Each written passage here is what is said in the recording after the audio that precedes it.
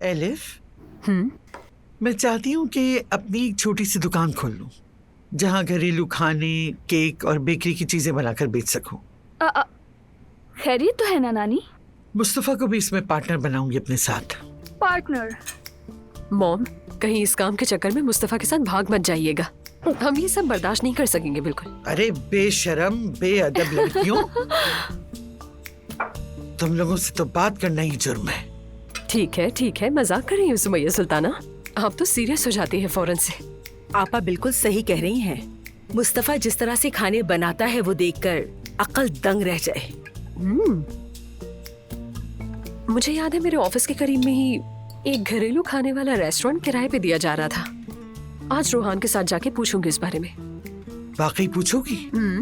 हमने भी सोचा था कि उससे स्टोर बनाएंगे अपने लिए, लेकिन वहाँ मौजूद किचन के सामान का कुछ मसला था, इसलिए छोड़ दिया।